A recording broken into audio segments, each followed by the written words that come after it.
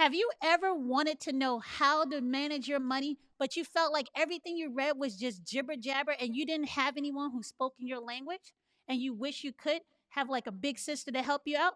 Well, today on the Well Twin Show, we got you covered. Today we have a special guest. Her name is Yaneli Espinal. She's a financial educator. She's the author of the book Mind Your Money. She's also has her own podcast called Financially Inclined. And guess what? She's also the director of educational outreach for the nonprofit called Next Gen Personal Finance, which is trying to bring personal finance to schools all across the country. And with that, today we're going to talk about her own financial journey. We're going to talk about the biggest money lessons she's learned and also understanding why history and knowing history and also mindset is a big part of building wealth. With that, let's welcome Yaneli. Hi, Yaneli. How are you? Hello. Oh my gosh, that was such an intro. Thank you so much for inviting me on here. I love Well, what all y'all are I did was say the doing. truth, right? Don't gas me up So, now. Yaneli, I know we well, we all New Yorkers. So, guys, I'll let you warn you right now. We are New Yorkers, born and raised here. So, this is going to be a Yeah. fun podcast today, right? Exactly. So, I want to start it off. Yaneli, please tell us what inspired you to get into financial literacy. Well, I mean, honestly, it was just mistakes. I made so many mistakes with money, especially when I was in college, because that was really my first, like, experience in being on my own without my parents and making my own decisions with money. So I got a bunch of credit cards and I fell prey to like all the peer pressure. Like I was such a victim to it. I Mm-hmm. went and I bought everything that I thought I needed and things that I wanted and put it on credit cards. And by the time I graduated, it was just so much debt and it kept growing and growing, and I just was so stressed out by that. And so when I finally figured it out for myself, I was like, all right, you know what, it's one thing for me to figure it out and keep moving ahead, but it's messed up if I don't turn around and reach back and like help others also who I know they probably didn't learn these things because I never learned them. So I wanted to just start teaching and helping people. And that kind of put me on a path where I was like researching, reading blogs, watching movies, videos and movies about money, and reading books, as many books as I could. And that kind of was the opening door for me to become obsessed with personal finance and financial literacy. So, you know what? We were talking about it earlier. We both read your book. Your book is fantastic, by the way. Ah, And thank you're you. welcome. And I think it's a great book, especially for people who are coming from families who don't have much financial literacy and people who are just graduating either out of high school or out of college, and probably before they get into those institutions too, to learn how to put Right. themselves on the right track. What made you write this book in such a simple manner so that other people can understand how to start minding their business with their money? Yeah, you know what? I just feel like I read so many books about money. If you're watching this video, you can see behind me my library, like it's all books about money and personal development. But a lot of those books are written in a way where it's like very academic or like professorial. Like it just felt like I was reading a textbook about finance instead of reading a book about money. And like stories for me has always been the best way that I know how to like teach lessons and like use analogies and just kind of bring the subject to life. So right after college, I became a teacher. And I think maybe that's kind of where I learned like when you're trying to teach a lesson and you want to make it real simple, stories can be so powerful. So I decided if I'm going to write a book, it's going to really be rooted in a lot of the stories that I have throughout my life that are examples of times where I messed up with money, times where I had a pivot moment or like a realization, or times when like I learned some of the biggest lessons that I've applied to my life, to my financial life. And that's true for all the different buckets, right? Like credit, banking, investing, mindset with money, all of those things. I felt like I had stories that really can help people open their eyes to the changes that we need to make in order to improve our finances. Now, Yanela, you come from an immigrant background, right? How did Yep. that really shape your view when it came to money, or how did it affect your money, like growing up, in terms of how Yeah. did it affect your education growing up? Yeah, I'm not gonna lie. My parents definitely did not like talking about money. I think it was in their mind, money was more of a stressful thing than anything else. like the idea of talking about money stressed them out. Counting up money to make sure they had enough to pay the bills was stressful. And sometimes not being able to make ends meet, like that was, it was always a point of contention, a point of stress. And I would often see my dad in a bad mood around the house when he didn't have enough money to get the things covered that he needed to pay for. And the other thing I picked up on it was, and this might not be true for every immigrant community, but at least in a lot of Latino communities, the women are taught that you are supposed to take a back seat and you're supposed to let the man do all of the managing of the money. And like, maybe you go and run out and grab the groceries for the family, but the man earns the Mm-hmm. money that you use to get the groceries. So I also picked up on that early on, like, oh, then I guess this isn't something that I really have to worry about because, one day when I get married, my husband is going to handle it. And so it wasn't until Mm-hmm. I got older that I had to unlearn a lot of those negative money beliefs. I had to unlearn scarcity mindset, stop thinking money is stressful and frustrating and negative, because money can be opportunity, money can be joy, money can be access. And then also I had to unlearn that as a woman, I should take a back seat. And I had to Mm-hmm. basically dive into the idea that no, I need to understand money so that I can improve my own credit, so that I can start my own business, so that I can have my own investment portfolio, that I feel confident about my choices. There's no man coming into my life who's going to go and pick my funds in my 401k. I have to do that. So I really Yeah. I think I had to change a lot of the things that I learned. The intentions were all good, but the result of those lessons, I think, were hurting me more than helping me. Yeah, I think what was similar with us growing up, it was very much a catch culture. Now, I remember Mm-hmm. reading your book, 99, we're African American, right? And both of our parents didn't actually have bank accounts. And they never really Yeah. trusted banks. And it wasn't, I always thought it was like, why don't they trust banks? But it really wasn't until I read your book about the history of what happened to Black Americans with the Freedmen Bank Yes. that it actually Yes. started making sense to me because I was actually the one that got my father to actually get his first bank account, and we're talking about he was in his 50s, and Yeah. it's a really Yeah. big thing about being unbanked yeah, in communities of Right. color. So it was very That's right. interesting how understanding that history actually helped understand why certain things happen. And I Yeah. know reading, I was thinking about, is that the same thing that happened like with remittance? Going back to sending money back home to different countries. Is it because it's Yes. a cash culture? Like, how does that Mhm. affect things? Yeah, I definitely do. I agree with that. I think it is. I think that maybe, especially if we think about in the US, the history of money and how much corruption there was, especially for Black communities and people of color, is even worse in other countries that are still developing their economy because they still going through a lot of corruption now. It's not that their Mm-hmm. history has corruption, it's their present lives got corruption every day. So they Yeah. really don't trust institutions, banks, and things. So that's why there's so many remittances. That's why there's such a cash forward culture, because they really don't trust putting their cash anywhere because it might be gone next week and they don't have the ability to trust that. So I think that that fuels the remittance industry for sure. no. One of the things I found interesting is that when you mentioned that money was a source of stress and they didn't really talk about it. Like Nicole said, we're African American. We grew up in New York too. I don't know if it's a Yeah. New York thing, but the parents don't talk about the money. But the kids No. can feel the stress. And you don't want to be the burden on your parents asking them for money or asking them for nice stuff. Right. You're going to try to make a way yourself. But you see that Right. stress. And I think a lot of parents need to understand the kids see it. And the more you include your kids in what's going on, the more you can help them not make those same mistakes as they're getting older Yeah. because they can learn from your Definitely. lessons. So I think it's very 100%. interesting when it's cross cultures, right? And maybe it's a New York thing. I Yeah. doubt it though, but I think Right. more communication and those lines of communication need to be open, especially when you Yeah. have young children who can see what's going on. And if you include them, they're 100%. not going to be as worried as much. Or you might Yeah. find out that maybe your kids, even when they're older, can help you out. Yeah, definitely. Actually, I was just reading a study that said that there's something about the parents that are more likely to get divorced if they're fighting a lot. Now, we all know the statistics show that one of the leading causes of divorce is money and finances in the household. But Exactly.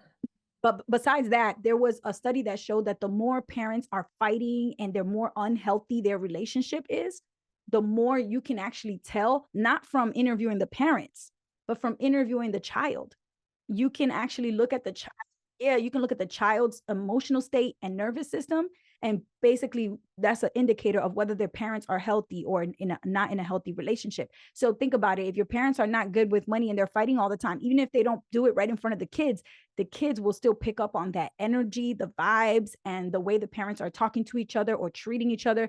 And so, yeah, you're absolutely right. We pick up on that stuff from a young age. So it's much better for parents to actually involve their kids, take them grocery shopping, have them try to cut the budget, save 10, 15 bucks off the budget and compare unit price and see which is the best deal for us at the supermarket. Those are money lessons that you can start doing with kids as young as 5 or 6 years old. We're doing it already I with our like kids, that. and they're more frugal than me. I'm like, look, we can get this today. Like, no, ma, that don't make no sense. We can get 3 of these for that same price. I'm like, Good. dang. Good. You can always make them a little bit more spendy, but it's Yeah. very hard once they are spendy to To make bring them more back. frugal. So that's a good It's thing. true. So, question, let's get into this debt payoff because I know this is one of the biggest things you did, right? How much debt Yes. did you pay off, and exactly how did you do it? And were there moments where you're like, you know what, I feel like this is too much for me to handle? And then if it Mm. was those moments, how did you get over those moments? Oh yes. Oh my gosh. All right. So when I got to college, I was very lucky because I got to college on a scholarship. So I didn't have to worry about like my dorm room, tuition, and meals on campus.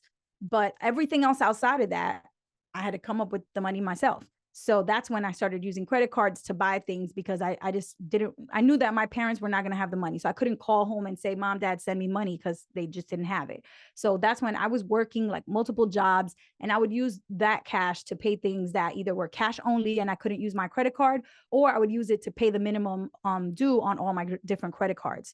So I was trying the best I could, but the credit card debt just kept growing. So by the time I finished 4 years of college, I had 4 different credit cards and 3 of them were maxed out. One of them was almost maxed out. And the interest rates were so high, like 26, 27% on these credit cards, which is so high, like higher than people with really It's bad credit, It's like loan shark yeah. higher rates. than, Yep. yeah. So that was pretty much the start of it. And then I added it all up one day and looked at the debt, the total debt, and it was like $20,000 across the 4 different credit cards. And I was just Mm. so scared. Like I was just like, as a teacher, I was only making like $40,000 a year. So I'm looking at it like half of my annual salary, I owe it in debt. Like, how am I going to make that Yeah, work? it's actually So I'm more because if definitely you add in stressed. those interest payments, it's more than Yes, half your salary. And Yep. taxes too. exactly.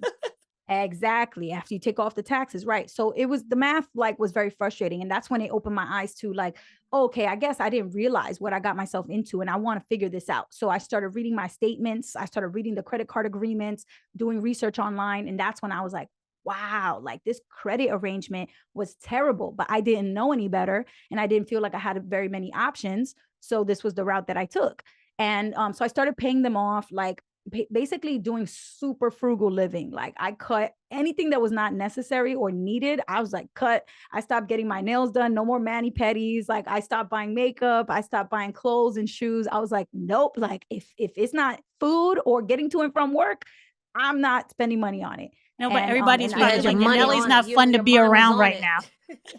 exactly. First of all, it was like my friends would reach out to me and say, "Oh, come, let's go out and do this," and I would be like, "Look, y'all know what real well the situation that I'm in. If y'all want to do that, go do it. And then when y'all are done, come to my apartment and we can hang out here and chill without having to spend money outside." So I was just, and everybody knew that I became that friend. And even if it sounded extreme to them, in a couple years, they saw why it paid off because I was posting on YouTube and showing my success, what happened with I paid off all my debt, how my credit score went up, and how I started investing and saving and all the things that I couldn't really do when I was just busy paying debt. So I do think there were moments where I was stressed and I didn't want to continue, but I just kept thinking like, but pay attention to the light at the end of the tunnel because when this is done, I'll be living proof to my friends and my community that it's worth it to sacrifice a few short years for a very long life of financial independence. And that is so well worth 2 or 3 or even 5 or 6 or 7 years of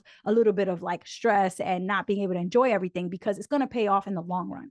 Yeah, So I'm let me glad ask to you, hear was other it worth people it? saying that. Yeah, is it worth it? Yeah. Because we preach it on this channel. I'd rather Yes. sacrifice when I'm young than have to sacrifice Yep. when I'm older. It's a lot easier to Right. cut back on my spending when I'm young and I don't have Yes. as much experience. doing stuff around Yes. and Right. having many expenses. But when I'm older, Yeah. that hurts a lot Yeah. more. So, But you know yeah. what? I think that's an excellent point, but a lot of people don't realize it because we are in a society where we're paired up with our peers. The people that you're Mm-hmm. friends with are usually most of the time going to be around your age. You know, if you're a freshman in high school, you don't hang out with the seniors in high school. If you're a senior in high school, That's you don't true. hang out with juniors in college. So you only really see around you exactly what's on your level and what is at your age range. But once, like at this age now, I'm in my mid 30s. I'm looking at my mom and dad who are in their 70s, 60s, and 70s, and I'm looking at them struggling to figure out their social security. I'm seeing how they're struggling to make sure that everything's covered on Medicare and Medicaid. I'm seeing that, and I'm like, wow, so that's what's coming 30 years ahead for me. But Exactly. I normally you don't get that opportunity to jump ahead in your life and see what's coming. So I think if more people take the time to like talk to older folks that are like maybe 5, 10, 15 years ahead of you, they have wisdom and they've been in the game. They understand what's coming up for you, that can help you get prepared for that. But you know, sadly, most of the time we're just around people that are the same age as us. True. I think it's beneficial that we all have older siblings too. So we see Oh what's yes. happening. So you see how those Yep. money practices have played out in your family in older generations or your siblings Health and stuff. practices as The well. health Yep. practice, what Yep. food you're eating. And you're like, you know what? Yes. If I want to change, I have to do the stuff different because I've seen too Yeah. many examples of what happens exactly if I follow it the way it's happening right Exactly. now. That's a You perfect know, way to explain how I learned things because I saw the older people in my family making certain decisions and I didn't know, I wouldn't say there were mistakes necessarily No, because I it's didn't just know they they didn't were know any yeah. mistakes, better. Yep. but I just saw it and I'm like, oh, I see what they did. I see what resulted from that. Maybe I should do something different so that I don't get that same result. So that's a great point. But you know what it is building off of things because our mother, she did the best of what she had and what she knew, Right. right? Right. And even when she wasn't able to travel, things like that. But I'm looking at like, okay, she wasn't able to travel. Maybe I should travel. You Yeah. learn things by Yeah. saying this person missed out on this. Yes. Let me see what I can do as well. Yep. So it's not like they're Right. making mistakes. It's more like the more you know, the more you can actually do as well. So Yep. it's Yep. learning from whatever lesson you got to learn it. You Yep. actually talked about something I think is a great tip that people can use. It's called negative visualization. Can you explain Yes. that a little more about how you can use that to help you pay off debt, to help you do whatever? Yeah, so actually, I found out about this through a few books I was reading about stoicism, which is so random because, like, I'm not really into the stoic beliefs or philosophy or anything, but I randomly just started reading about it. And one of the things that the Stoics preach is to do a practice called negative visualization so that you can toughen up your mind and toughen up your become tougher, right? Like thicken your skin Mm-hmm. because you're going to be facing adversity. Things are going to get hard. Life is not super easy all the time. And so, in order to toughen up, you have to actually imagine what is the worst possible thing that could happen to me. And then picture it and sit with it. Close your eyes and imagine it being real. Imagine it happening, the worst thing.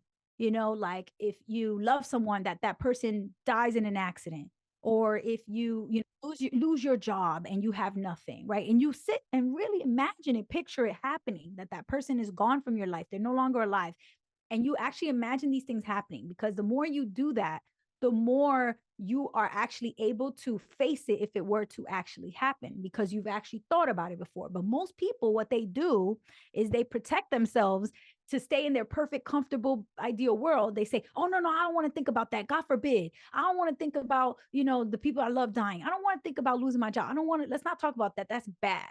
But the truth is, the only way to really toughen up and thicken your skin is to actually picture it happening. So when it comes to debt, what I did was I used negative visualization as an exercise where I would jot down when I completely get off a track with my budget, when I run out of money and I still need to buy groceries, when I miss a payment on my credit card that was due and now I'm late with the payment. Write down these things and then put a blank space after it.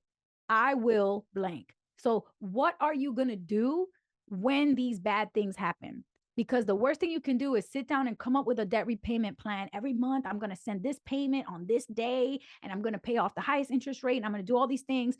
But life happens. It's going to be a time where you can't stick to that plan. And if you pretend that that's never going to happen, everything's always going to be perfect and go your way, then you're not going to be prepared for when things don't. So, I always like doing that exercise, and I put it in the book that negative visualization for your debt repayment plan is a critical part, because it's inevitable. Something's going to happen that's going to prevent you from sticking to your plan. And at least if you have it written down, you can go back to your journal and look and go, okay, I knew this was going to happen. I knew, and I have a plan. Because if not, chances are you're just going to get bummed out. You're going to go cry in a corner, let the negativity fester, and then you don't get back on track with your finances because you let the negativity win. I like it too because the way that you use those different examples, those are things people Mhm. actually do. Like how many people have Yes. more week left at the end of the week than they have money? It happens a Right. lot, right? So if you know that you maybe if you put a plan in place before, you probably won't get into that situation as much because it will help prevent that, right? Um, Exactly. Now we're an investing channel, and I wanted to start speaking to you from like a lot of people come to us. They say, "Hey, you know what? I can't start investing because I have to pay off debt first." And I know you had a Yeah. big debt payoff story, but I also know that you were investing at the same time. What advice would you give to people who would say, "I want to pay off debt, but I also want to invest"? What would you say to those people? Yeah. I think you should. You should, because the reality is, if you only focus on one thing, you're putting all of your eggs in one basket, which in the world of investing is not how you grow wealth. That's not how you make your money work for you, right? So, just Hello. like you have to diversify your money in different investments within your portfolio, you also have to diversify where your money is going and how it's working for you in different ways. And so, for me, that means having something in a high yield savings account for in case of emergency, having some money going towards debt payoff, especially high interest rate debt. Also, having some money go into an investment account where you're hoping to grow that money over time. A little bit of everything really should be at play, because if you only focus on paying down the debt, what if these are the best 10 years in the market and you missed out because you were so focused on paying off your house or paying off your credit cards or whatever the thing is? It's, you really want to diversify. So I always tell people, if you have high interest rate debt, of course you should still be aggressively attacking it, but don't necessarily just stop investing completely in order to focus on it. If you take 2 or 3 extra years to pay off debt, it will be worth it if your investment accounts had 2 or 3 really good years of growth. That payoff, that trade-off, I would say is definitely worth it. I would say too. Nicole, what would you say if someone thought they needed to pay off debt first versus investing at the same time? What would you say? I mean, Yaneli was saying, you can't just really focus on one and not the other, because you have to basically plant seeds in both, right? Because if you miss out on a 20-30% return in the market because you're paying off debt that might be 15%, you're losing out. So you have to do both. Yeah. I think any approach, we have to be balanced. So I totally agree with Yes. Yaneli on that. And it makes me think of something in terms of compound interest versus compound returns, Yep. right? If you can Yes. explain that, Yaneli, can you explain that more and why that's important? And understanding the difference Yeah. between the two is also important when it comes to investing and just money in general. Yeah, this is actually similar to the language issue of the language that we use to talk about investing. We always say save for retirement. It's so important to save for retirement.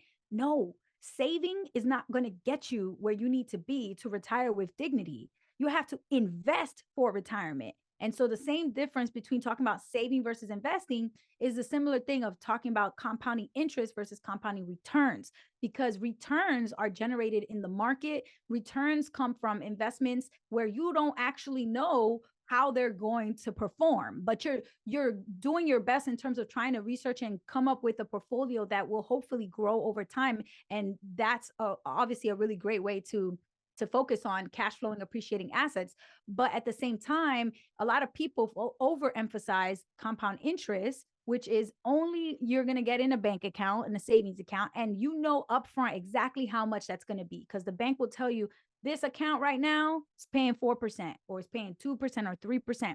So you already know, if you know the interest rate you're going to get, you're not investing, you're saving. So that's why I wish I knew that when I was younger, because at first I thought, oh, I have a high yield savings account. I'm getting higher than the national average. This is compounding and growing. And all of that is true, but it's not going to compound at the same rate of growth as compounding returns. It's not going to be as high of growth, which means it's going to take you longer, way longer, to reach the goals that you have set, rather than if you had invested for those goals rather than just saving.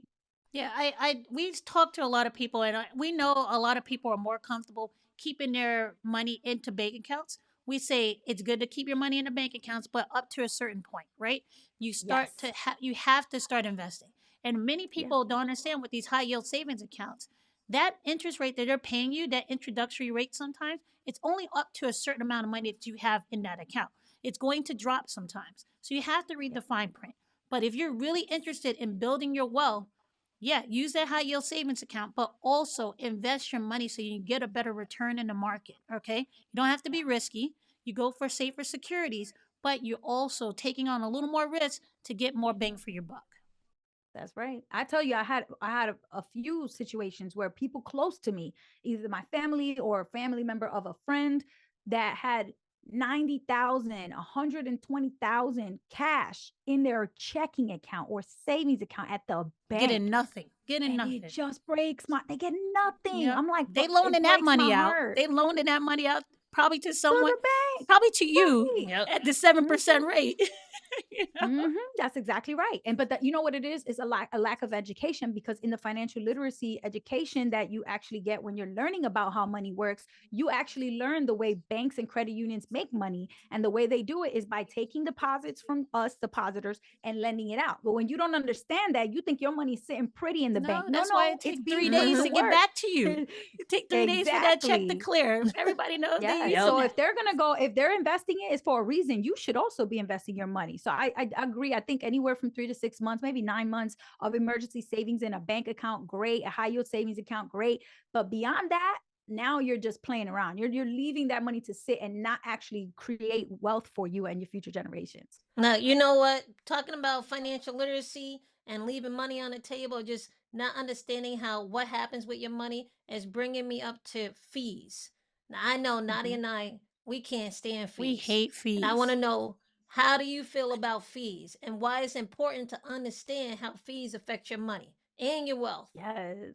Oh, yes. All right. I call in my book, I called it the F word, fees, because Okay. I hate that word, right? Don't So, come to me with okay, that. fees, they're so ridiculous, like especially unnecessary fees. We all understand business. If you run a company, you have to charge for your services. You have to charge for your products. That fee makes sense, right? But if it's some unnecessary fees, extra fees, additional fees that like it's just ridiculous. Now we're just talking about lining the pockets of these corporations with extra profit that does not actually do anything in return for you. So when you're banking, you have to pay attention to bank fees. You have to make sure they don't have these ridiculous fees like monthly maintenance fees. That's just a fee just for opening an account. And opening an account is free. Okay. In Exactly. 21st century banking, you can open a Yep. bank account for free. So if you're being charged a maintenance fee or a monthly fee, like that is trash. You shouldn't be paying that fee. And then when it comes to investing, the reason why fees matter so much is because it actually gets subtracted directly out of your return. So if you invest $100 and you do really well and you get a 20% return, then your balance is going to increase to $120. But if you're paying 2% in fees, now they're going to take 2% not off of just the $20 that you made in profit, off of all assets under management. So they're going to take 2% of the 100 that you put in and the 20 that you made in a return. That's what people don't understand, is that the fees are on all assets under management. So we have to be really careful about the fees, and are they fair fees? Are they necessary fees? And is this a fee I could eliminate completely out of my financial picture by managing the money myself or doing this part myself? If you don't feel confident managing your own money, then that's fine, but find a fair fee, a fiduciary person who's working with you for a flat fee rather than charging a percentage of your wealth or ridiculous amounts in all kinds of different types of fees, because it really eats away at your returns. And then of course with credit, interest rates are fees. Interest fees are the worst. Like when you're paying 30%, 20%, sometimes 39%, 37%, when rates are really high, right? Like that, how in the world are you expected to Pay it grow your off or money grow it if off. Yeah. yeah, how can you even pay that off when it's compounding at a rate so high, much higher than the average of the stock market growth? So we have to really be like you girls and like me. Everybody should hate fees with a vengeance and be like with a fine tooth comb going through every account, everything with money, whether it's credit, whether it's banking, whether it's investment accounts or what have you, insurance policies, anything, in looking for the fees and making sure they're fair, reasonable, necessary, and if not, cut them out. Yeah, well, I think one of the worst fees I saw when I was researching different bank accounts was a research fee. If they had to go back more than 3 months to research inquiry or something, you said, "Look, I don't know where this transaction came from," they're gonna charge you a $25 research fee. I'm like, that's ridiculous. Like, come That on, is absolutely ridiculous. ridiculous. That is so, especially nowadays with technology. You know, it don't take nothing You but know two they can go seconds back for a their year. AI to pull up Come that on, data. come on. Yeah, But that's see, and that again, it's easy ways for them to make money from people who wouldn't know any better. They wouldn't know that they should advocate for themselves and say that's ridiculous. They just see a fee and they go, "Oh, I got to pay a research fee." Okay, no, you don't got to pay. You can advocate for yourself and fight them on it and challenge them and say this is not right. So speaking of advocating for yourself, I know we had you on for a while, but I wanted you to Yeah. speak about some of the laws that you're helping like institute in different parts of the country. And Nicole, maybe Yes. you can add to this too. What you're doing with your nonprofit organization too that you're working with. Yes, amazing. I'll tell you a little bit about it. So in 2018, I was traveling. I was in Barcelona with my boyfriend, and we were just like taking the summer to go over there. And I was trying to do some soul searching, like what do I want to do for work next? Because I had just left my job, and I was YouTubing, posting on my channel, Miss Be Helpful. And then I was like, you know what? I really want a bigger impact. Like I want to leave a legacy. I want that when I'm gone off this earth, what I did impacts more lives beyond just me and my future children and my family. Like I really want it to be changing the system. And so luckily I got an email from this organization, Next Gen Personal Finance, and it's a nonprofit that gives free teacher training in financial literacy education and free curriculum for personal financial literacy lessons, activities, games, homework assignments, assessments, anything that you need to teach a course in personal financial literacy for high school or middle school is available for free on the website. And so they reached out to me just like this to do a podcast interview on their podcast. And I was like, yeah, let's do it. And then eventually the founder reached out and was like, hey, I really want to hire you. And I was like, no, I don't really think I want to do this because I'm trying to figure out my YouTube thing and figure out financial literacy. And he was like, no, listen, we can work together to craft a role that you can be really excited to do. Like, we don't have a position open right now, but I'll bring you on and we can create a job that you would be passionate about. So then I That's was like, great. wait a minute. I've never heard that before where somebody says we So don't have you a role, manifesting in but Barcelona doing a siesta. Look that's at how that. that's literally how I feel like I definitely manifested it because I knew I wanted something impactful, right? And so whatever, I jumped on the call with him. I said, you know what? Yes, whatever. I'm gonna give it a try because if it doesn't work out, I can always leave and go back to doing what I wanted to do. But I was curious to see what it was about. And so right away, I loved the work. Like we were doing teacher trainings every single day. We were doing online, virtual, in person. And we really start to see the impact growing. But the problem is, as much as the teachers would come to us, they were also complaining that their state or their school district did not actually require them to teach financial literacy. So they were just trying to squeeze it in when they can because they realized how important it is and they had a passion for it. Or the students would ask them questions about money, but it wasn't really in the curriculum. So that's when we decided in 2021 we created another nonprofit organization, which is a 501c4 nonprofit that actually allows us to lobby. So we actually hire lobbyists and we travel state by state by state to work with lawmakers, to work with state education leaders in the education, like the State Board of Ed or the Department of Ed. And we work with them to craft a bill that would actually make everyone happy, a bill that requires personal finance for high school graduation, that works for the Board of Ed, that works for principals, that works for the superintendents, that works for the teachers, that works for every important stakeholder at the table. And so far had success. Starting in 2021, there were about 8 states that required a personal finance course for graduation at the high school level. And now in 2025, there's 27 states. That's fantastic. So yeah, from Congratulations. 8 to 27, yeah, more than triple. And last year in 2024, we got California, which was the biggest state based on population. And right now we're working on a legislation in Texas, which is the second biggest by population. So if we can get the top 10 most populous states, then we're immediately boosting the number of Americans every year that get guaranteed access to financial literacy. So we're talking about real impact.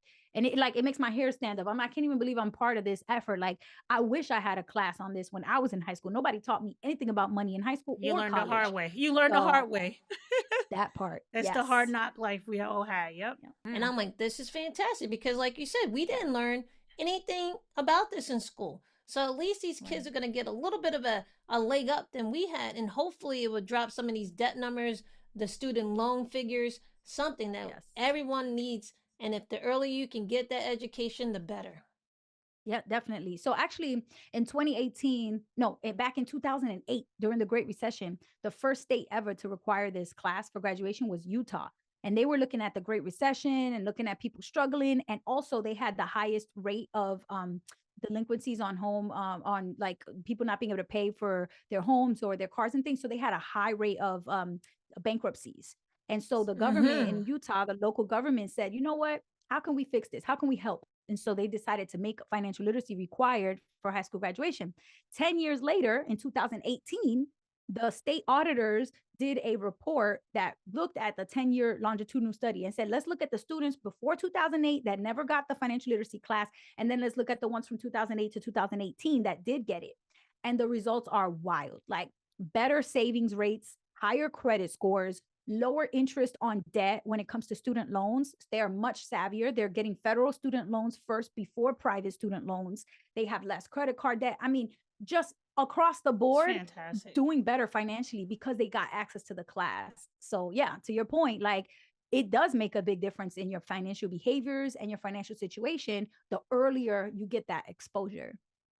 Say a person didn't get, the wealth building or personal finance lessons early on. What is one simple technique that they can use, or maybe one little tip you can give someone that can help them on their journey right now if they wanted to start? It could be about budgeting, debt, anything. What would you say would be the one tip Yeah. that can make a impact? Honestly, I think before you even look at your budget, before you even log into your bank accounts or look at your credit scores or your credit card accounts, the most important thing you can do is actually sit down and assess your mentality, your mental state. Because, like, that's why my book is called Mind Your Money. Because I think the mindset is the most important part. You cannot get your money right until you get your mind right first. And when we start thinking about money, what does it mean to you in your life? What's the value of a dollar to you? What would you do if you had $10 million right now? What does money allow you to do, and why does it matter to you in life? Or are you afraid of money, or do you think money's bad, it's evil? Like, unpack all of your beliefs and ideas about money, because the psychology of it is more powerful than setting up the right types of accounts or having no debt. Like, it doesn't matter if you have good investments and no debt if your spending habits are so ridiculous, because the way you think about money is that money allows you to buy status and to look a certain way and to be cool and to have a nice house and a nice car and a nice watch and nice shoes and clothes. And then the moment that the money stops coming in, you have nothing. So we have to really start teaching, I think, what I guess more so people are calling the psychology of money now, because Morgan Housel wrote that book. But I don't think it's actually the psychology of money. I think it's called behavioral economics. So in the second chapter of my book, I talk a lot about how I researched behavioral economics, because I really do feel like that is the most important thing. If we can get a grasp and a handle on the psychology and the like the parts that are out of our control, right? But then we do get control of those parts, then you're in full control of your money. You're the one that is deciding things, instead of looking afterwards like, oh, I'm so shocked, I can't believe I spent $300 at Ulta Beauty buying this. Like, it wouldn't happen if you went in there with a plan and in control, right? So I think that mindset part is the most important first step. I agree. I agree. I can't say that's wrong. I believe in mindset before anything else. I totally agree with that. Yep. Yep. Speaking about access, how can people find you and find your new book? How can they access your new book? Yeah. Okay. So for the book, you can go to mindyourmoneybook.com.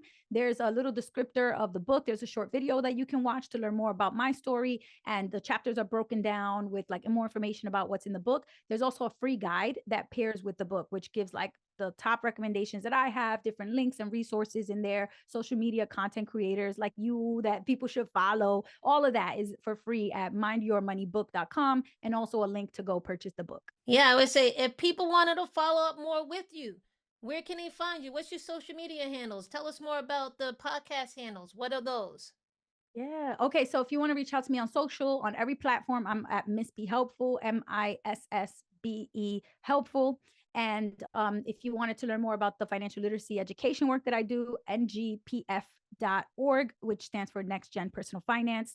But yeah, my socials, Facebook, on Instagram, all those places, even on LinkedIn, you can search Miss Be Helpful and you'll find me on all of those platforms. So yeah, feel free to reach out via DM or LinkedIn message. And then if you want to email me with something a little bit more, I guess, serious than a DM or a LinkedIn message, you can email me at missbehelpful@gmail.com. Well, thank you very much for being on the show, Yaneli. We loved having you, Thank you. fellow New Yorker in the house, Brooklyn and Queens. And Yay, let's yay. go. We got all the kids who had started from the bottom, and now we know how to make the money. And you guys Yes. understand. These are three examples of people who are probably in the same situation or worse than you started off with. So use this as inspirations of what you can do, just putting your mind on your money and making sure that you take control of your finances. Yeah, and I as love usual, that. guys, if you like this episode and you like what we're doing here, make sure you give us a like, share this with someone you care about, and make sure you sign up for the channel.